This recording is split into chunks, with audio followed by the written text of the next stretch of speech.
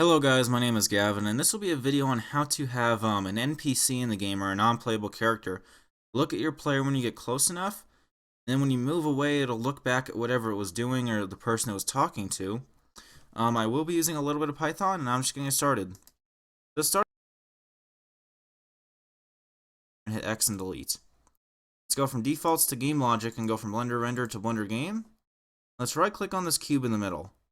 I'm going to rename this cube right here to player, like this, and let's give this cube character physics. For this video, since we will be testing out, roughly how close the player is, I'm going to just do two keyboard sensors just for forward and backward. Let's put W right here, and I'll put forward, this, and then backward. I'll put S right here. Once we have that, let's add two actuators that will be motion actuators. And let's do 0.2 on the y-axis for forward, and negative 0.2 on the y-axis for backwards. Once we have that, let's connect these like this. And I'm actually going to add a material to our cube by clicking on the materials tab, and let's say turquoise will be a good color. So let's now do spacebar and add a plane to make a floor. Now I'll do S and then 15. That sounds good. We should see now that we can move our cube forward and backwards like this. Alright.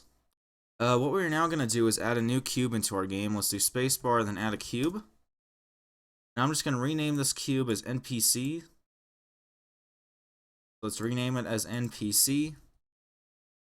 And I'll apply a red color to it. So we'll make this cube red like this. And let's give this cube character physics as well. And let's say that this cube is going to be talking to another cube. I'm going to right click on this new cube, NPC 0.001, and rename it to person. So we can see we can walk up to both objects and it'll look fine. I'll actually drag this cube off to this side really quick though. What we're going to do now is on our NPC object, the one that's labeled NPC, let's add an always sensor, a Python controller, like this, and let's add two different edit object actuators. I'm going to rename this to track to, or I'm going to, the edit type will be track to, sorry, on both of these. And on this first one, let's put player as the main object we're going to be tracking to, and let's call it player track. Player track, like this. And I'm going to minimize this now. The other one's name is going to be called person track, like this. And let's put person inside of here for the object we want to track to. And let's connect these right here. Once we have this now, what we're going to do is do templates, Python, and then game logic simple. I'm going to drag this out and delete the portion that I've highlighted like this. And hit Control and scroll up on your mouse to make your text larger. Rename this to gamescript.py, and let's add this inside of our Python controller. Let's define our two actuators, so player track and person track. Let's do player track is going to equal const.actuators player track, and then person track is going to be equal to const.actuators person track. What we're now going to do is define the distance between our player and our NPC. So let's do player distance is going to be equal to own.getDistance2, and let's define the scene.object player. I'm just going to do player object like this.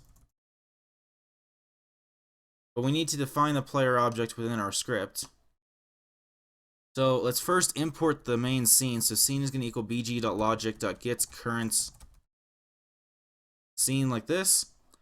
And between our this line and our player track line, let's do player object is going to be equal to scene.objects player object, or just player. Yeah, it's just player like this. Okay. What we're now going to do is have, if our player is close enough to our NPC, or if player distance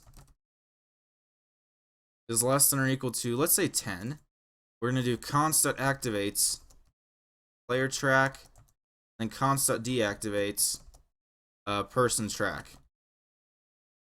And if our player is not close enough to our NPC item, we're going to do const.activates